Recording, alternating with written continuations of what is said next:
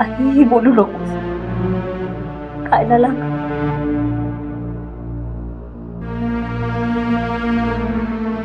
बाईसा, जिजान का कुठं आहेत? जिजांवर भारी जीव नाही तुझा. या परिस्थितीतही तुला जिजा आठवत आहे. त्यांचाही तुझ्यावर तेवढाच जीव आहे हो. तुला घेऊन काय गेले? ताप भरला. ताप. बाईसा, बाईसा, एक डाव भेटू द्यायची. एकच डाव. बरं, आम्ही परवानगी देऊ, पण आधी पुण्यातलं संपव बरं. खा बस.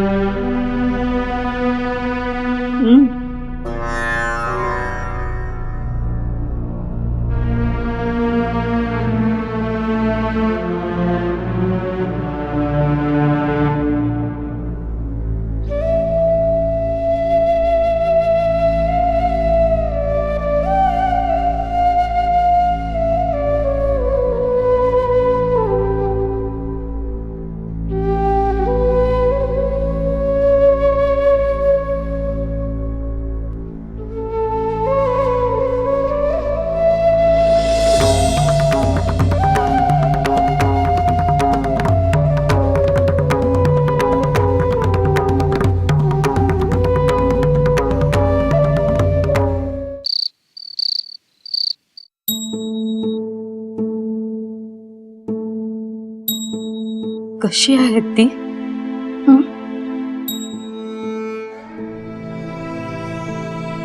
गोदा आली असा आवाज आला. गोदाच आली असणार ना? हो, गोदाच आली आहे. पण हादरली आहे हो.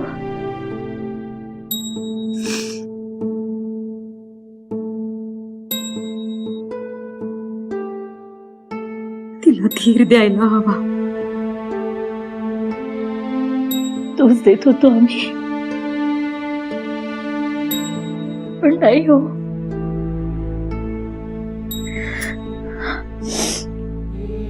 आपण वर धीर देत आहोत.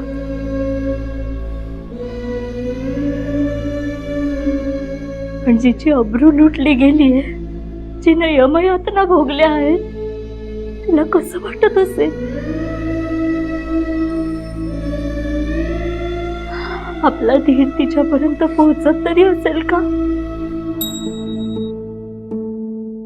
सारखा हाच विचार आमच्या मनात येत होता. तिला जेवायला दिलं, खात नव्हती. कसं जाईल? अन्नावरची इच्छाच मेली असेल. तिला जिजांना भेटायचं होतं. म्हटलं परवानगी देऊ, पण आधी पुण्यातलं संपव. तेव्हा बळबळ खाल्लं होती ना.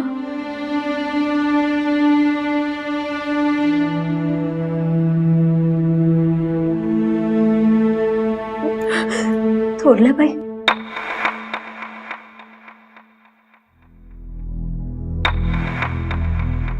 आता काय करायचं तिचं? काय करायचं म्हणजे? ती आपली जबाबदारी आहे. एक माणूस गडीला काही जड नाही. तिला जिजांच्या बरोबरच असू द्या.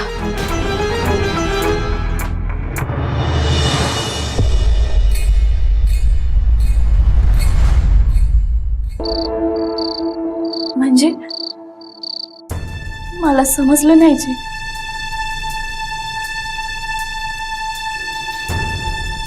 आता तुला कळायला म्हणून तुझ्या सगळ्या प्रश्नांची उत्तरं द्यायची आम्ही. तुला शब्द दिला होता भेटू, आणलाय. जाऊन लगेच भेटून यायचं. जास्त वेळ काढत बसायचं नाही तिथे. बाईसाहेब जिजाका त्या सोडणार नाहीच. म्हणूनच सांगतोय, त्यांच्या समोर आम्ही फार बोलू शकणार नाही. काय सांगायचंय ते तू सांग. आम्ही बाहेरून इशारा देऊ, लगेच बाहेर यायचं. कळलं? चल.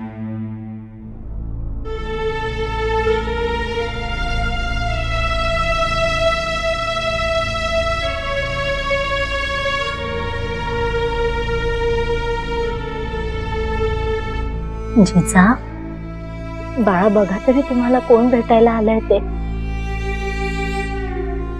अंगात एवढा ज्वर भरला असताना सुद्धा त्यांचा विषय तुमच्या डोक्यातून जात नाहीये. ती आलीये बघा तुम्हाला भेटायला.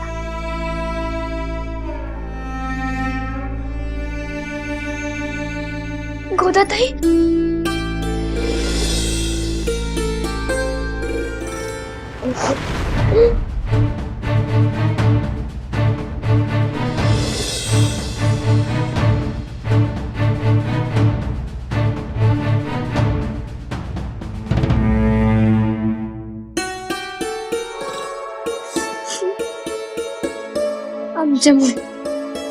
आमच्यामुळे तू संकटात सापडलीस. मला थोरल्या धान्याने सोडवलं. मी सुखरूप पाहिजे. सुखरूप म्हणजे?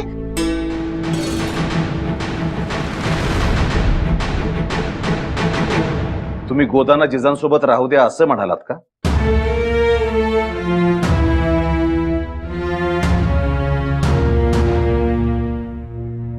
हो.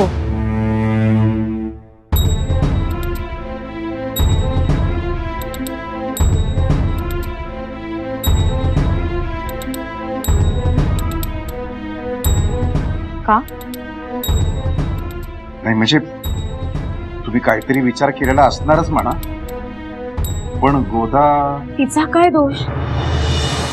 तिला जायचं म्हणून गेली नव्हती. सगळ्याला जबाबदार आपल्या जिजा आहेत. पण आता जे होऊन गेलंय त्यावर आपण जे होऊन गेलं आहे ते चुकीचं होऊन गेलं आहे, आणि ते आपल्यामुळे चुकीचं होऊन गेलंय याची जाणीव जिजांना सतत व्हावी म्हणून गोदाला त्यांच्या बरोबर राहू द्या असं आम्ही म्हटलं.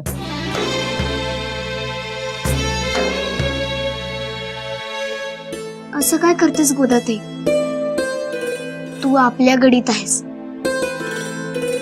तू इथे सुखरूपच असणार. सगळ्यांना इकडे काळजी लागली होती. काही काही बोलत होते की तू भ्रष्ट होणार, बर्बाद होणार. स्त्रियांनाच अब्रूचं भांडं असतं, काचेचं. ते तडकलं की जोडता येत नाही. म्हणजे काय ग गोदाताई? रात्र खूप झाली आहे.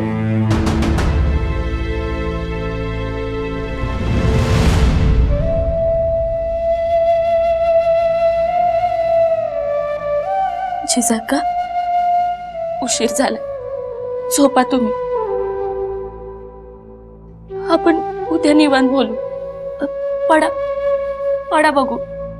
या झोप. झोपा. हं, मी येते.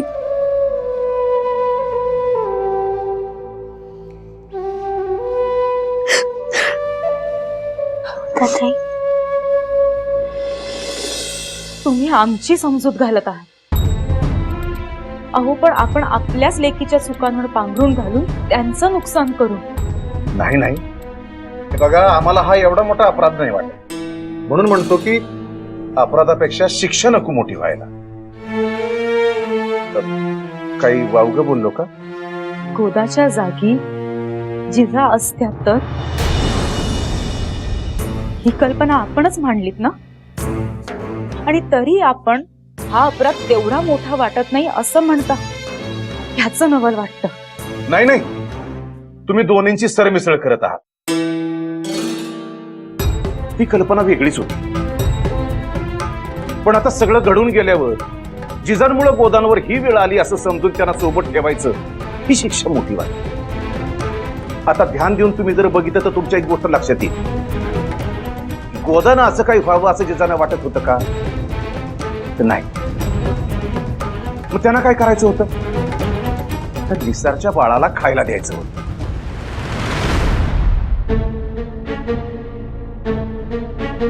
आता निसारच्या कुटुंबात लक्ष देण्यात आपली चूक झाली, जिजाची नाही.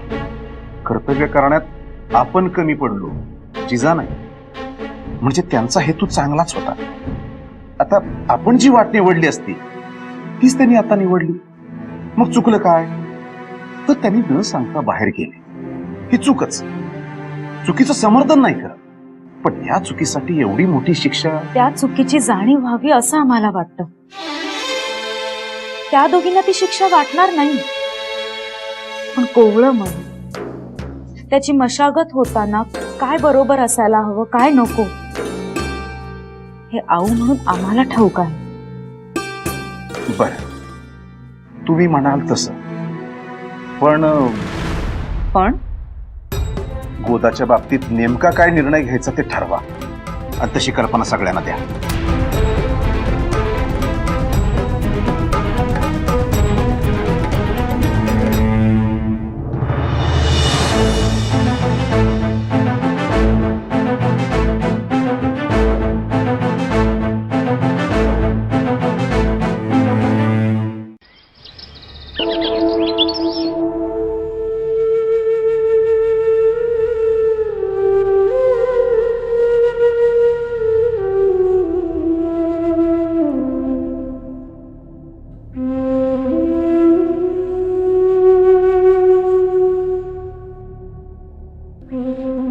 गोदाताई, तू अशी बाहेरच का झोपलीस? बरं नाहीये का तुला?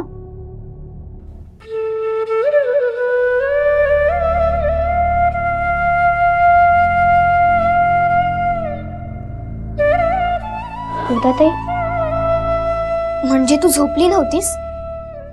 रडत होतीस का? काय नाही, नशिबाला बोल लावत होती. का? अगं, आमचा ताप कधीच उतरलाय. आम्ही नेहमीप्रमाणे कोठी घराकडे गेलो होतो. आम्हाला वाटलं की तू तिथे असशील, जात्यावर ओव्या म्हणत असशील, ओवीत आबासाहेबांना वंदन करत. गोदाताई, काय झालं?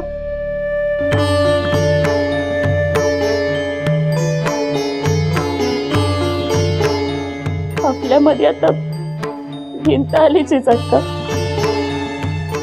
भिंत म्हणजे? म्हणजे आता माझी जागा हितच, बाहेरच.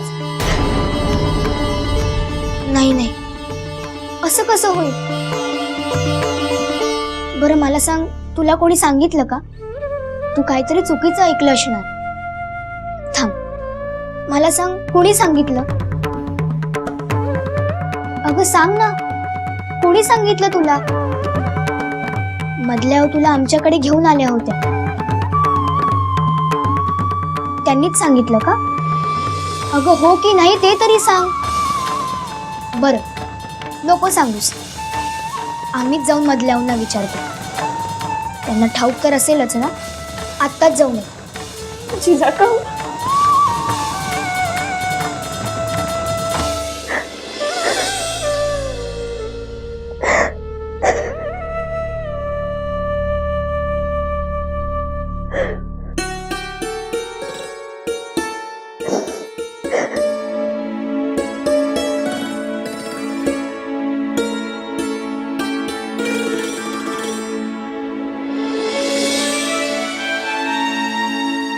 होतं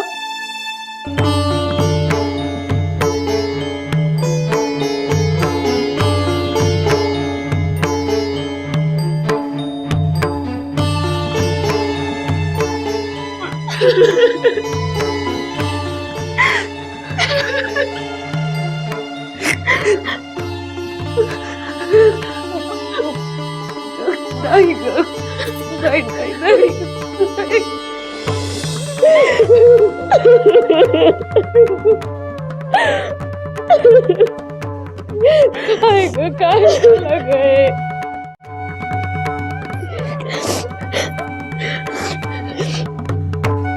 आता कालचा दिवस उजाडलाच नाही असं समजायचं. स्वप्न पडताना हं? तेव्हा दिवस उजाडल्यावर आपण ते स्वप्न विसरून जातो. तसंच विसरून जायचं बघ. मनाने आपण पवित्र आहोत याची आपल्याला खात्री असते. मग कोणी काहीही म्हणू. थोरल्याबाई साहेब, मला कसायाच्या दारी बांधा नाहीतर दगड बांधू.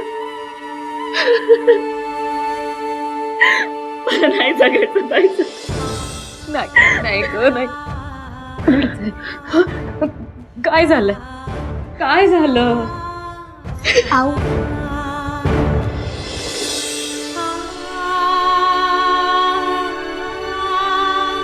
हे काय? मधल्या आऊंनी पेज दिली. त्या म्हणाल्या की गोदाताई रात्री जेवली सुद्धा नाही.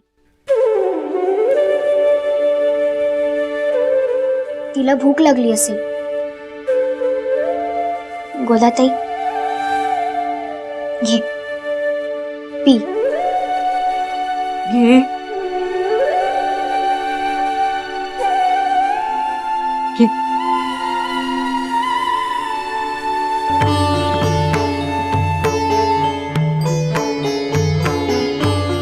पी.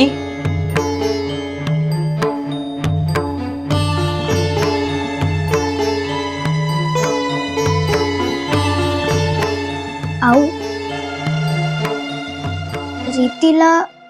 रीतीला वजन असतं म्हणजे काय? हं? आम्ही मधल्याहूनकडे विचारायला गेलो होतो की गोदाताई बाहेर का आहे, तर त्या म्हणाल्या की तुला कळणार नाही. रीतिरिवाजांना पण वजन असतं. कमरेचं सोडून चालणार नाही.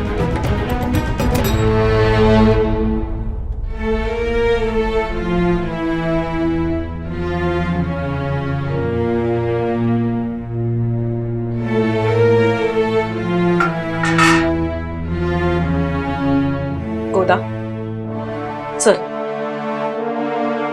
आम्ही तुला आत घेऊन जातो.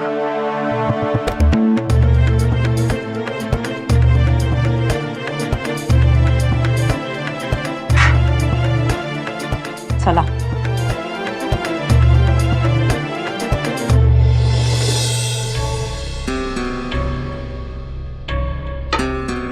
बाईच्या जातीला सजगच राहायला हवं. अहो, दूध नासलं म्हणून फेकतोच आपण, जपून नाही ठेवत. पण आपण इथं बोललो तर आपलं तोंड दिसणार. मल्ल्याबाई, या जिजांची काही चूक नाही. त्यांना कळण्याचं वय नाही. हो ना, मग तिला बाहेरच राहू द्या. काही उन्हात वितळत नाही ती. नको त्या गोष्टीवर आकांत करायचा आणि आम्ही ते खपवून घ्यायचं. अहो, तिला भूक लागली असेल ना म्हणून पेज पाठवली आम्ही. काही गाई गुराचं खाणं दिलं नाही. आम्हाला एवढंच झेपेलबाई करायला, त्याच्यापेक्षा नाही.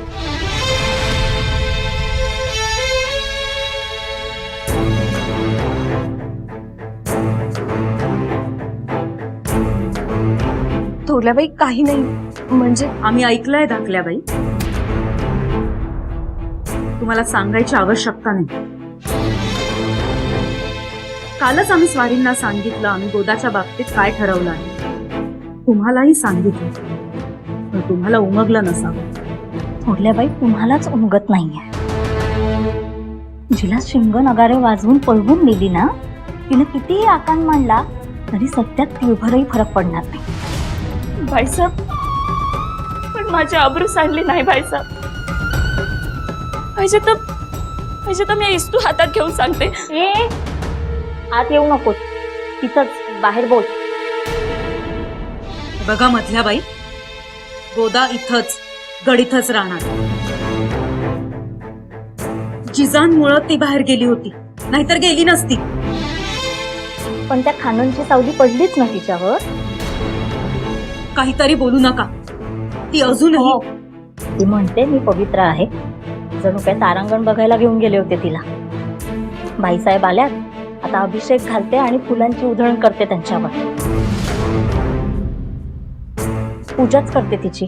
पूजा करू नका, पण जेवढा विश्वास देवांवर ठेवता ना, अर्ध्याने तरी माणसांबाबत ठेवावा. माणूस की म्हणून काही आहे की नाही? तुम्हाला घाण वास येत नाही त्याला आम्ही काय करणार?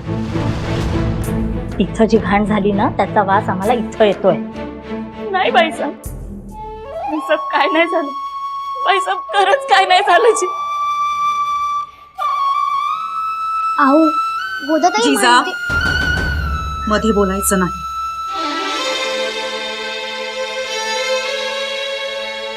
गोदा इथंच राहणार, बाहेर जाणार नाही.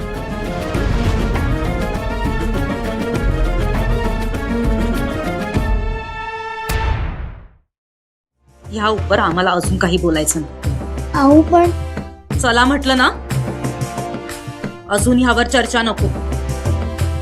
चला.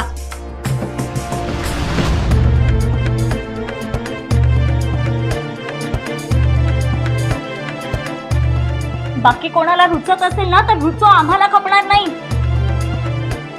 आम्ही स्वारींना सांगणार. रीतिरिवाज पण असतात. गढीतच ते पाळले गेले नाही आणि कमरेचं सोडून दिलं तर बाकीचे काय पाळणार? मधलाबाई अहो शांत व्हा, कशाला वाद हवाय? अहो मग बघा ना, एवढी काय शकुनाची लागून गेली ही. गोदा ऐक, वारा वाहतो तशी पाठ आम्ही फिरवणार नाही. आम्ही रीती मानतो. तुला गडीत कुठेही जायचं असेल तर जा, पण सांगून ठेवतो, मुतपाक खाण्याच्या उंबरट्याच्या तुझी सावलीही पडायला नको.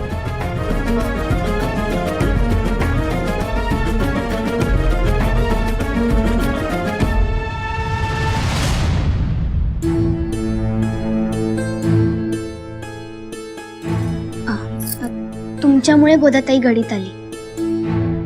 आम्हाला मधल्या उंच काही कळतच नव्हतं. तुम्ही एवढं समजावून सांगत होता तरी त्या कळणार नाही असंच बोलत होत्या. रेतीला वजन काय, खानांना आदाबर्ज काय. तिथे आता सदर असणार होती की दरबार? परत ते म्हणत होत्या की पूजा करायची. आम्ही होतो तिथंच. तेच आम्हाला सांगू नका.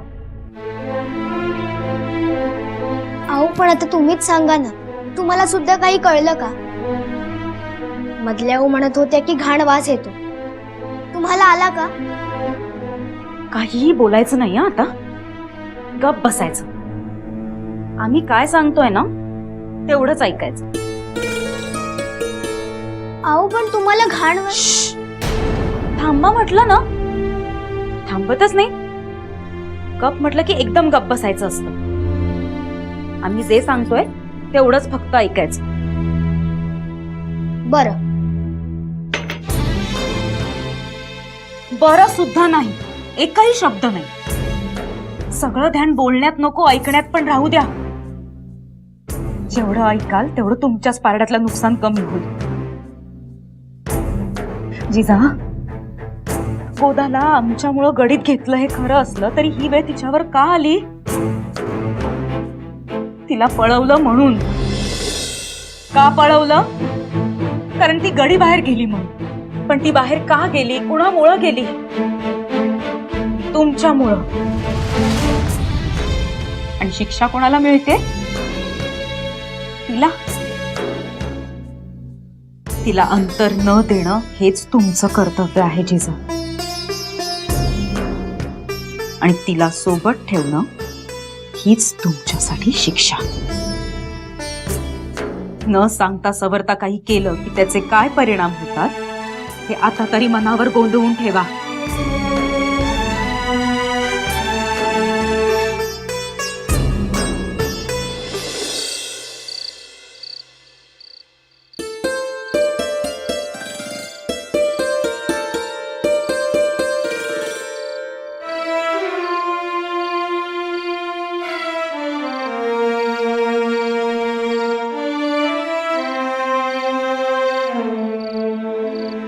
आता तू सगळ्यांना बुद्धी दे ग बाई. एकट्याच बोलत आहात की काय? आम्ही आहोत म्हटलं. तुमच्याशिवाय अजून कोणाशी बोलणार आम्ही? अजून तेच गोदाच्या डोक्यात चालू आहे वाटतं.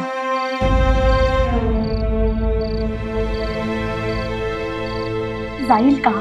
तुम्हीच सांगा. पुराणापेक्षा पवित्र काळ राहिलाय का हो आता? हे बायका पोरींना उचलणारे रावण आहेत की काय? सीतेला ताब्यात घेऊन हात सुद्धा न लावायला. आणि रावणाने तरी सीतेला हात लावला नाही कारण मंदोदरी खमकी होती. पण यांचं काय? घोड्यावर बसून जाताना पाला गोळा करावा, तोंडाला पुसावा, खाली टाकावा, एवढीच काय ती किंमत? आम्हालाही पटतच आहे. आणि सीता सीता शुद्ध होती तरीही तिला त्यासाठी अग्निपरीक्षा द्यावीच लागली होती ना? हो, पण थोरल्या बाईंनी गोदाची अग्निपरीक्षा घेतली की काय आणि कशी? ती म्हणाली मी पवित्र आहे की लगेच त्यांचा विश्वास बसतो. काहीही म्हणा, धाकल्या बाई आपण कारभार करत नसू, पण थोरल्या बाईंसारख्या भोळ्या अगदीच नाही. त्यांचा कशावरही विश्वास बसतो. आम्हाला जिजांचीच काळजी वाटते. गोदाला जिजांबरोबर ठेवायचा का निर्णय घेतलाय ते कळतच नाही.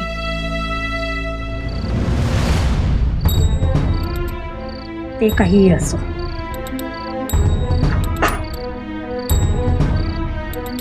आम्ही गोदाला इथून पुढे चुलीपाशी पाऊल टाकू देणार नाही. आणि ह्या बाबतीत आम्ही कुणाचंच ऐकणार नाही. उदो बोला उदो रेणुकाईचा उदो उदो बोला उदो सप्तशृंगी आईचा उदो उदो बोला उदो महालक्ष्मी आईचा उदो उदो बोला उदो सप्तशृंगी आईचा उदो उदो बोला उदो तुळजाईचा उदो उदो बोला उदो म्हाळसाईचा उदो उदो बोला उदो रेणुकाईचा उदो उदो बोला उदो सप्तशृंगी आईचा उदो उदो बोला उदो रेणुकाईचा उदो उदो बोला उदो सप्तशृंगी आईचा उदो उदो बोला उदो महालक्ष्मी आईचा उदो उदो बोला उदो.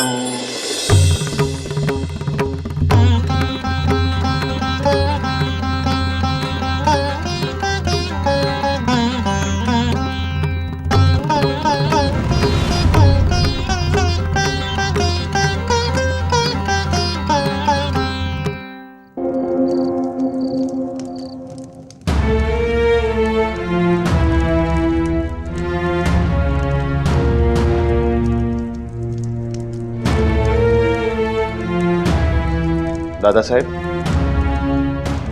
गप्प गप्प वाटतंय. आज आरतीला सुद्धा जरा वेगळेच भासलात. आणखी किती खेळ याची देही याची डोळा बघावे लागणार आहेत हे विचारत होतो रेणुका आईला. जगदेवा नाही सहन होत आता. वाटतं आपलं वय वाढलंय आता. अहो, असं का म्हणताय दादासाहेब? ते बी तिन्ही सांजेला. एवढं निराश असं आपण कधीच नसतात. नसतो, पण वस्तुस्थिती कधीतरी स्वीकारावी लागते ना जगदेवा. त्या खुर्रमला आपल्या सुजातला भाग देतो असं आम्ही म्हणालो, पण ती वेळ जशी जशी जवळ येत चालली आहे तशी तशी आमची अस्वस्थता वाढत चालली आहे. पण दादासाहेब, यावर काहीच उपाय नाही ना. रेणुका मातेनं आमची स्मरणशक्ती हिरावून घ्यावी. कधी काळी आम्ही इथले राज्यकर्ते होतो हे स्मरणात पुसून टाकावं. आता फक्त आम्ही इथले चाकर आहोत एवढंच ध्यानात राहा, म्हणजे त्रास होणार नाही.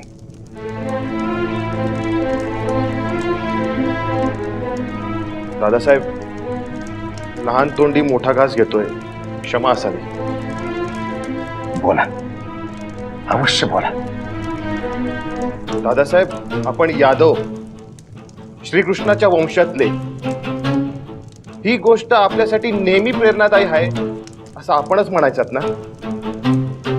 मग आज स्मरणशक्ती पुसायला सांगता? ते याच्यासाठी होतं जगदेवा की मग आपलाही विचार श्रीकृष्णाच्या पद्धतीनेच व्हायला पाहिजे. तेच तर आम्ही सांगतोय दादासाहेब.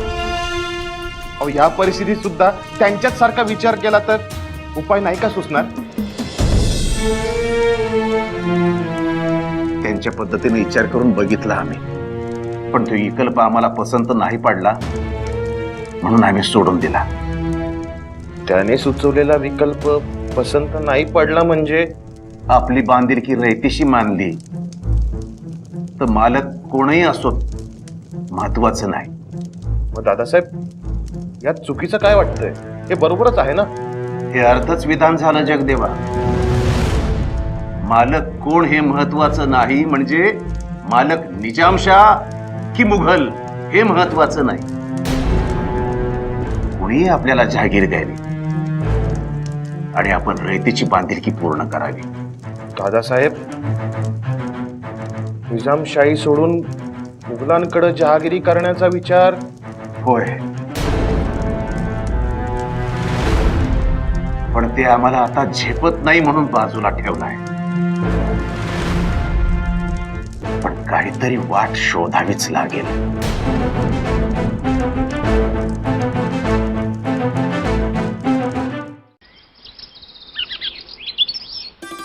चल गोदाताई. अहो चल, बस. हे बघ, जात्यावर कोणीच बसलं नाही. आपल्यासाठी हे जातं असंच ठेवलंय. हो ना जनाबाई?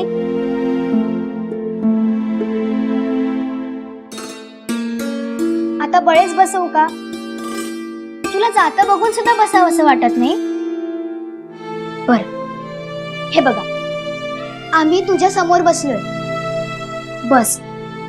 आणि आम्हाला काही हे एकट्याने फिरवता येणार नाही. बस.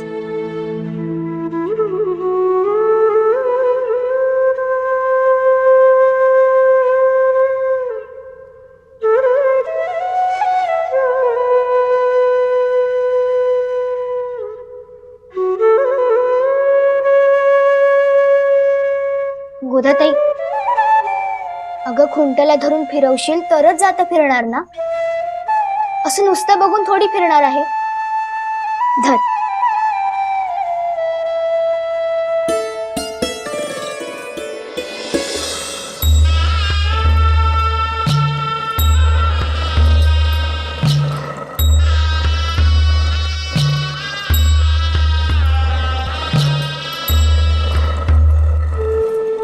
गोदाताई, जातं फिरवते आहेस ना? तेच तर करते. याला जात्यावर बसले असं तू तरी म्हणू नकोस. जात्यावर बसायची पोच म्हणजे तोंडातून अपसूक ओवी बाहेर पडणं. हे तूच म्हणाली होतीस ना? का आम्ही म्हणालो? मग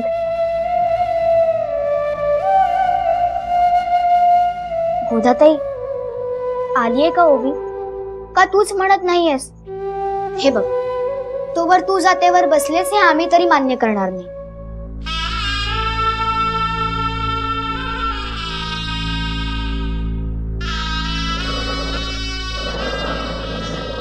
जात्यावर बसावं, तवर जात्याशी बोलावं.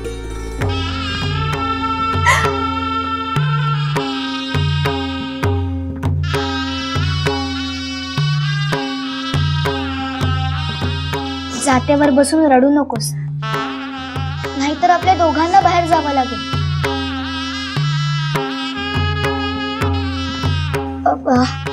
आम्हाला सांग, ते तडकलेलं भांड कुठे आहे? ते घेऊन ये, आपण त्याला जोडून टाकू. कसलं भांड? अगं, ज्याला अब्रूचं भांड म्हणतात ना ते.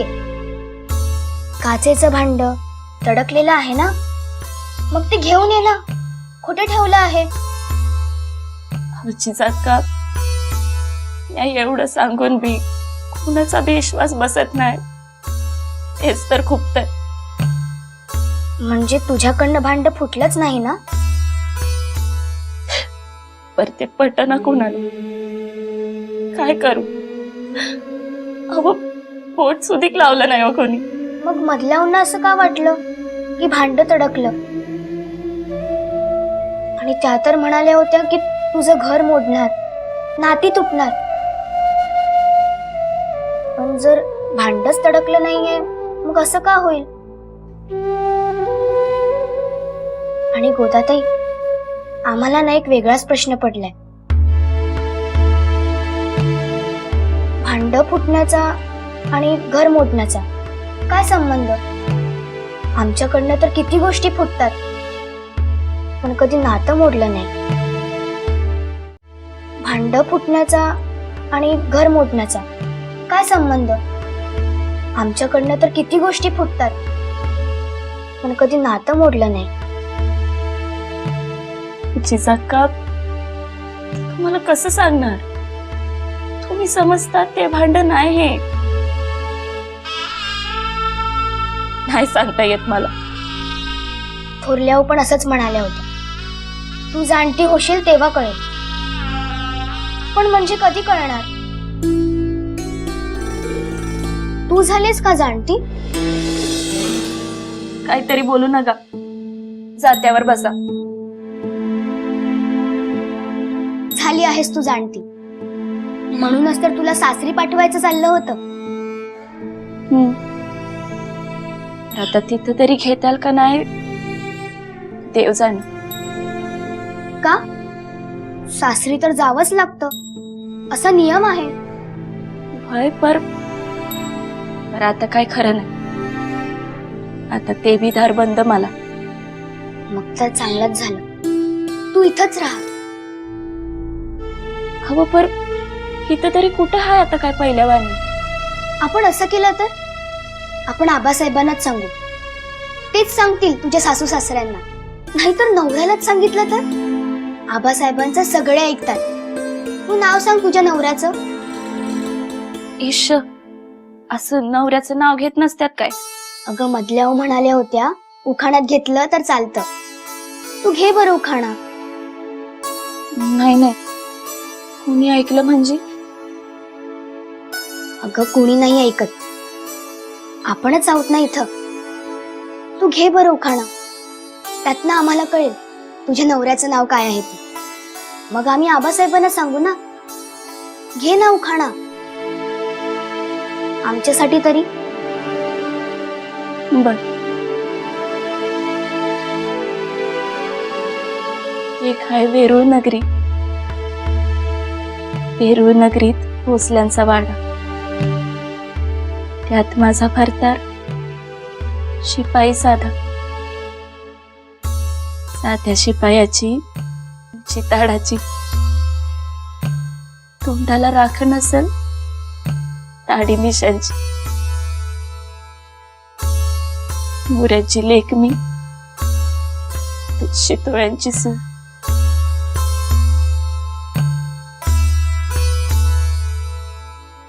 गोदावरीच्या कपाळावर हिराजींची खूप. म्हणजे तुझ्या नवऱ्याचं नाव हिराजी, बरोबर ना? आता तुझा हिराजी जाणता झालाय. गोदाताई, जाणता होणं म्हणजे दाढी मिशा येणं, बरोबर ना? मग मुली जेव्हा जाणत्या होतात तेव्हा असं काय होतं?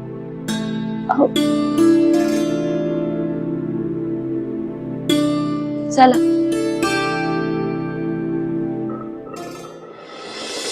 आता एकदम घट बसून राहायचं, अजाबात हलायचं नाही. आपलं संभाजीराजा स्वार व्हायचा इथं. हा काय? ओ हिराजी, ओ शितोळे. जी धनी. काय काय चाललंय काय हे? जी संभाजीराजांच्या स्वारीची तयारी करतोय ना. हे आम्हाला पण दिसतंय की. पण तुम्हाला शहाजींचे दिमतीला ठेवले ना. मग आधी त्यांचं बघायचं, मग बाकीची कामं. काय जी धनी. आणि आता कारभारणीला आणा, म्हणजे असं निर्जीव वस्तू बरोबर मन मोकळं करायची वेळ येत नाही. अरे लाजतूस काय गड्या, म्हणजे अजून आणलं नाहीस ना? नाही जी. अरे वर तर बघ, कधी आणणार आहेस? बघू आबा म्हणतील तवा. हा? अरे लग्न तुझं झालंय का आबाचं? हा? कुठली हाय कुठली सासूरवाडी? शिंदखेड, आपल्या जाधवरावांच्या गडीत. जिजाबाईंच्या साठनं भेट हायत कुठे त्या? तालीम खाण्यातच. घाबरू नका कसा, खरी तलवार नाही, खेळण्यात ते हाय. द्या तेवढी. जी.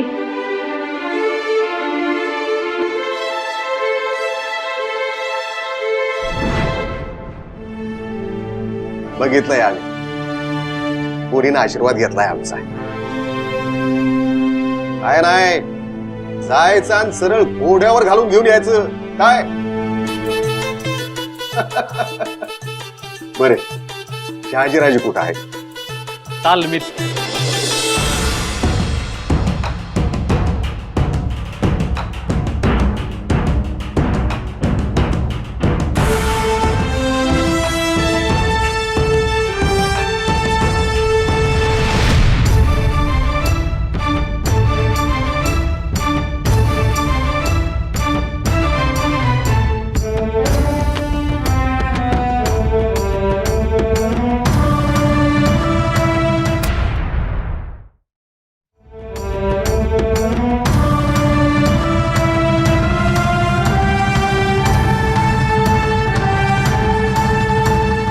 दादासाहेब बघा, रुबाब बघा, जणू आपणच बादशाह आहोत. यावं बादशाह यावं. हा दरबार जणू तुमचीच वाट बघत होता हुजूर. शिंग वाजवा, तुताऱ्या वाजवा, नगाड्यांचा गडगडाट करून टाका. का दादासाहेब? का दादासाहेब? का ते सांगा. का म्हणजे शहाजी राजे आले का? नाही नाही, राजे नाही, महाराज आले.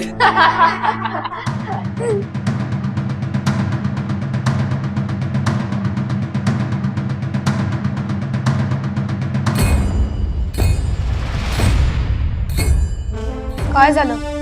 अशी आडवळणाची जुबान मंगटात बांगड्या भरलेल्यांना शोभते, तलवार घेणाऱ्यांना नाही. संभाजी दादासाहेब, म्हणजे आता तुम्ही आम्हाला शिकवणार?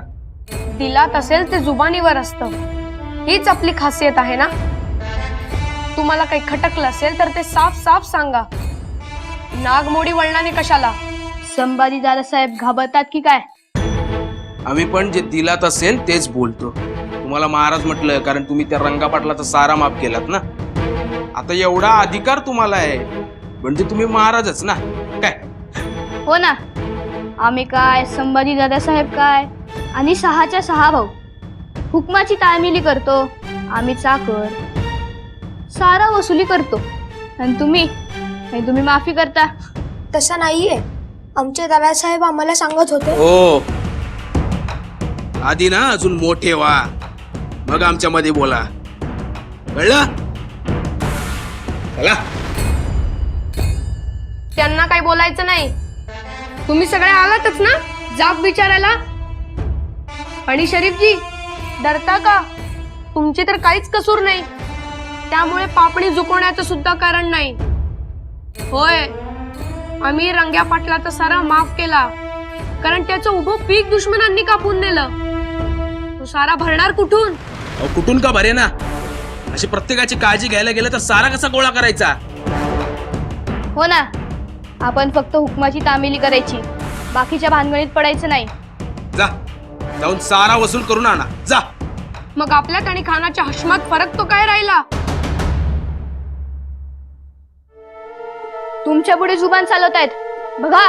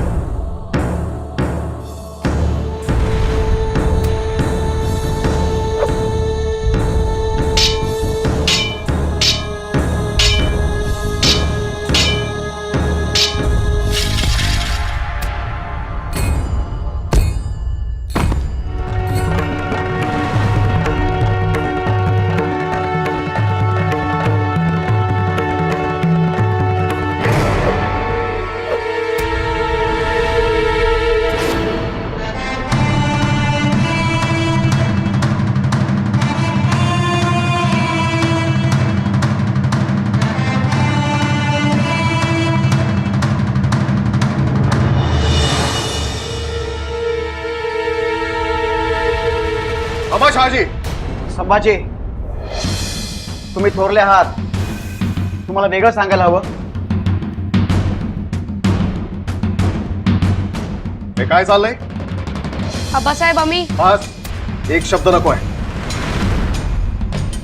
तलवार चालवता येते याचा इतका गुरूर, तालीम यासाठी दिली की आपल्या भावाच्याच निर्णयावर तलवार टेकवाल. पण आबासाहेब मला काही ऐकायचं नाहीये. आजपासून तुमची रवानगी कोठडीत. अन्न पाणी बंद. तुम्ही ऐकून आणि आम्ही सांगितल्याशिवाय तलवारीला हात लावायचा नाही, समजलं?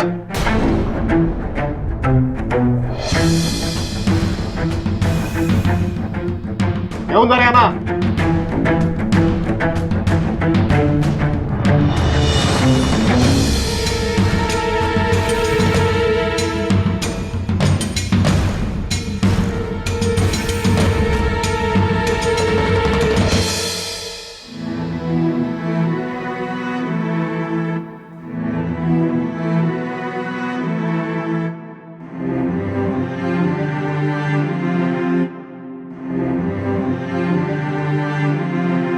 आज तालमीतून लवकर आलात. भूक लागली ना? अहो, मूतपाकात कालिंदीबाई आहेत. तुम्ही त्यांच्याकडे गेला असतात तरी त्यांनी नाही, संभाजी दादासाहेब त्यांनी तलवार उपसली म्हणून सगळ्या दादासाहेबांनी तलवारी उपसल्या. अहो, तालमीत ना, तालीमखान्यात होणारच. तुम्ही चालवलीत की नाही? नाही आऊ, आपले शहाजी दादासाहेबांच्या विरुद्ध त्यांनी तलवार उपसली होती. तालीम नव्हती. आपले शहाजी दादासाहेब एकटे होते, विरुद्ध सगळे दादा होते.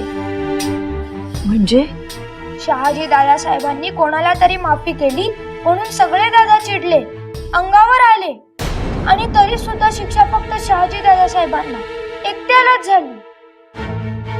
शिक्षा शहाजींना का? आम्ही आबासाहेबांना घेऊन गेलो तेव्हा शहाजी दादासाहेबांची तलवार संभाजी दादासाहेबांच्या गळ्यावर होती ना. आबासाहेबांनी शहाजी दादासाहेबांना कोठडीत बंद करण्याचा हुकूम दिला आणि अन्न पाणी सुद्धा बंद केलं. आम्ही समजूत काढू त्यांची, तुम्ही नका काळजी करू. नाही आऊ, आबासाहेब चिडलेत, ते नाही ऐकणार. पण आम्हीही सांगतो, जोवर दादासाहेब जेवत नाहीत तोवर आम्ही पोटात अन्नाचा कण घेणार नाही. अहो, दादासाहेब मोठे आहेत तुमच्यापेक्षा, तुम्हाला भूक सोसत नाही. तुम्ही नका बरं असं करू. नाही म्हणजे नाही. जेव्हा दादासाहेब जेवतील तेव्हाच आम्ही जेवू, तोवर नाही. अहो,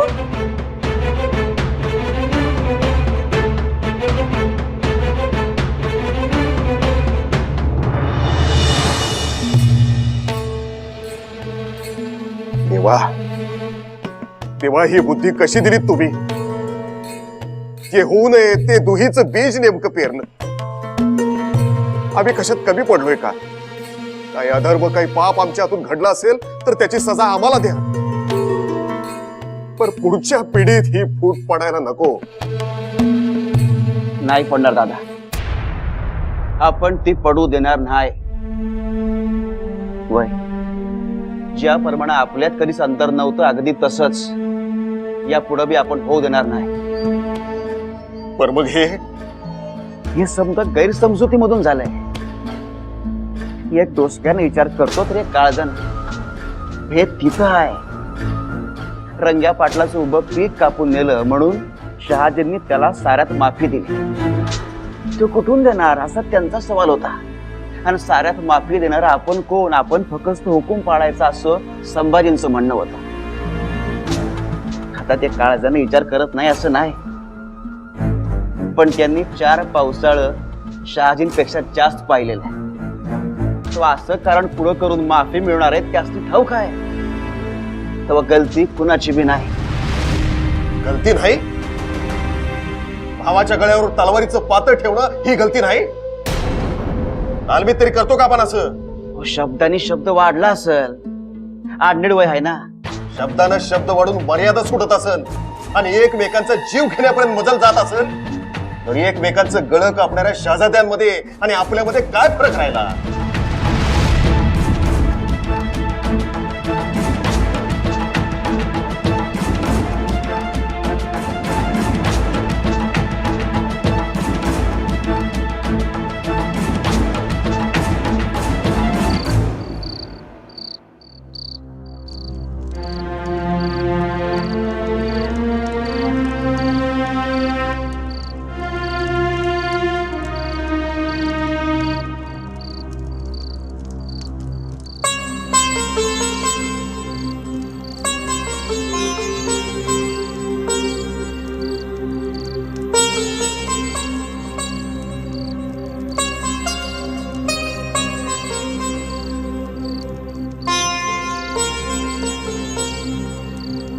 राजासाहेब, हे बघा तुमच्यासाठी काय आणले.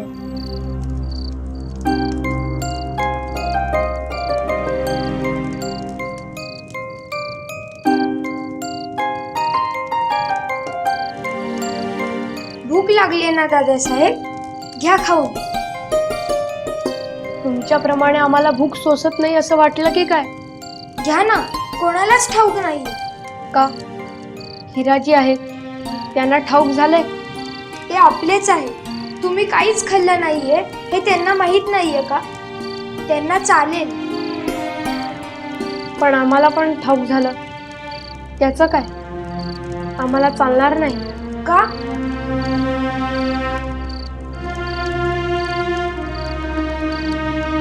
आबासाहेबांचा हुकूम आम्ही स्वप्नात सुद्धा मोडणार नाही. आणि तुम्ही तर सर्वांपासून लपवून आणलंय. ही तर लबाडी झाली. ते आम्ही कसं घेऊ? मग आम्ही आऊसाहेबांना सांगितलं तर घ्याल.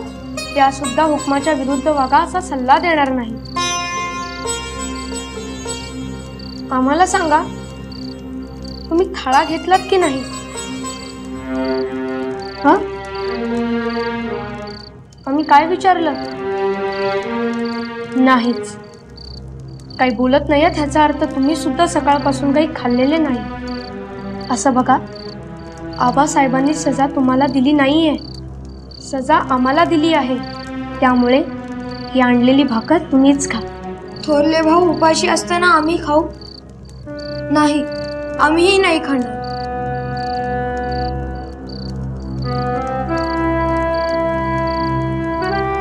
हिराजींना द्या, त्यांना तरी खाऊ दे. त्यांनीही काही खाल्लं नाहीये.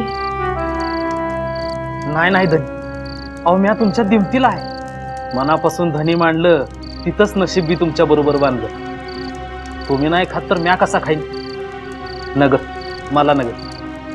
आता दादासाहेब, आता काय? मूत पाकात परत नेऊन ठेवा.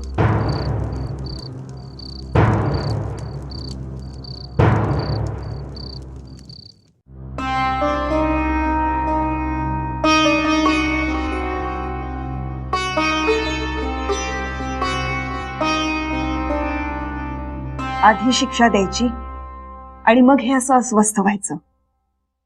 तुम्हाला ना मुळी हे शोभतच नाही. तुम्हाला म्हणजे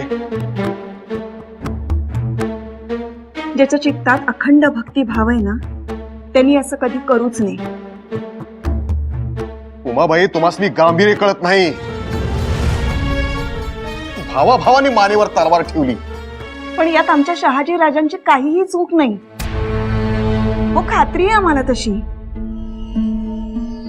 असं काय बघायला लागलात? काही चुकीचं गेलं का तोंडून? पुन्हा बोला. काही नाही. पुन्हा बोला. काही चुकीचं गेलं असेल तोंडून तर तोच शब्द धरून ठेवा. कळत नाही का तुम्हासनी? पुन्हा बोला. शहाजी राजांची याच्यात काहीही चूक नसणार याची खात्री आहे आम्हाला, असं म्हटलं आम्ही. आणि हो, आहेच खात्री. मातोश्री आहोत आम्ही. मगा म्हणालात आमच्या शहाजी राजांची काहीच चूक नसणार. अहो, मग हे खोट आहे का? शहाजी आमचेच आहेत ना. हेच हेच वडा पिपळाचं बीज भीतीत शिरू नये असा आटापिटा होता. आपण काय बोलताय ना, काही कळत नाही. जरा स्पष्ट बोला. शहाजी आमचा आणि मग संभाजी कोणाचा? परक्यांचा नाही ना? अहो, त्यो सुद्धा आमचाच ना. भावा भावात राम, लक्ष्मण, कृष्ण, बलराम असं नातं असावं. आणि हेच भोसले कुळात शिकवलं जातं. मग आम्ही शिकवलं म्हणून तलवार ठेवली असं म्हणायचं की काय तुम्हाला? आम्ही तसं म्हणलं नाही. हो, पण तुमच्या बोलण्याचा अर्थ तोच होता.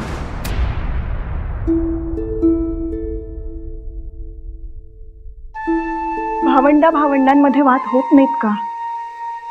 एवढं कसलं मनावर घेताय? अहो, एकदा माणूस दुसऱ्याचा अनादर करू लागला ना की काय बी होते. घडी इसकटते ती इसकटतेच. हो, मग या सगळ्यामध्ये आमच्या लेकाच्या मनात काही नाही. तुमच्या पुतण्यांनी चिडवलं असणार, भडकवलं असणार म्हणून हे सगळं घडलं. जे घडू नये ते घडले. हो, पण शिक्षा फक्त शहाजींनाच झाली आहे. तुम्हाला माहित नसेल म्हणून सांगते. शिक्षा एकच नाही, तिघे जण भोगतायत. तिघ? होय. दादा जेवले नाही म्हणून धाकटे चिरंजीवही जेवले नाहीत. हिराजी सुद्धा इतका इमानी की त्यांनी सुद्धा थाळ्याला हात लावला नाही. इलाज नाही.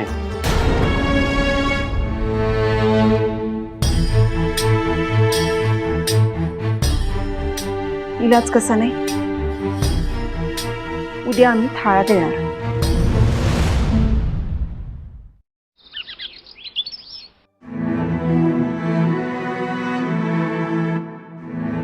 घ्या. तुम्ही दिलायत म्हणजे तरी दादासाहेब काल सारखा थाळा नाकारणार नाही. म्हणजे काल नाकारला होता? आम्हाला नव्हतं ठाऊक. आम्ही घेऊन गेलो होतो. हं? नाही म्हणजे ती आमची गलतीच होती.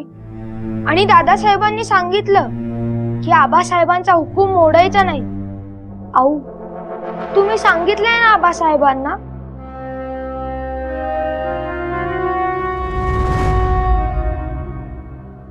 आम्ही आऊ आहोत तुमच्या.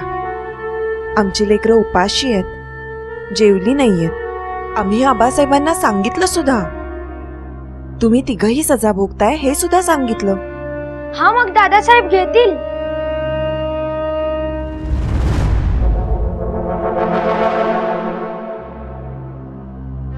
आम्ही थाळा देऊ असं म्हटलं, पण तुमचे आबासाहेब निघून गेल्यानंतर म्हटलं.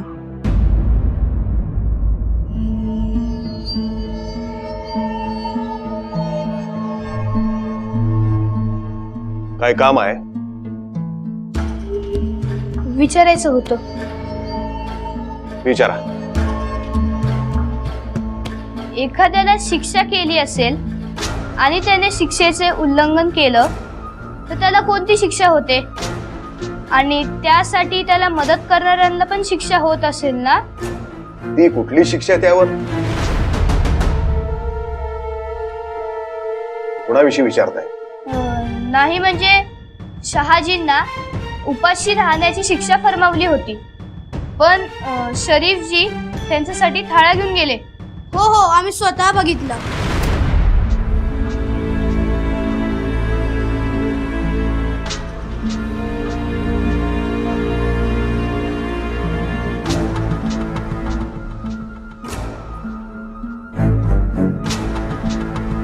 शहाजींना आणखीन शिक्षा व्हावी असं तुम्हाला वाटतं?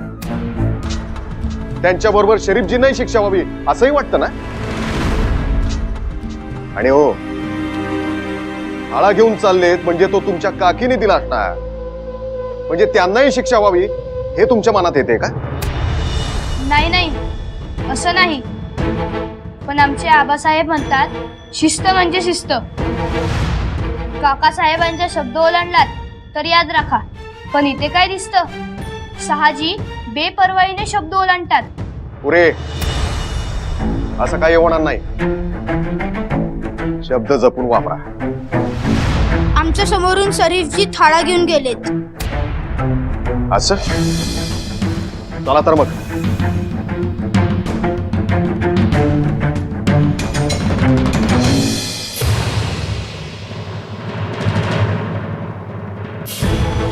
मुजरा धनी. हिराजी, हात कोण कोण आहे? हिराजी, सांग सांग. शरीफजी आलेत ना? थाळा घेऊन आलेत ना?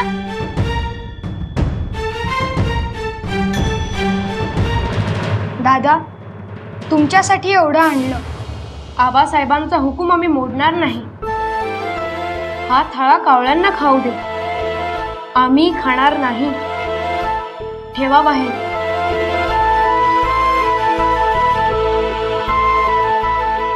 बघा, सत्य काय बघा आपल्या डोळ्यांनी.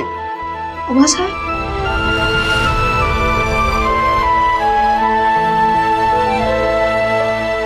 शरीफजींनी थाळ आणला हेही सत्य सांगितलं आम्ही.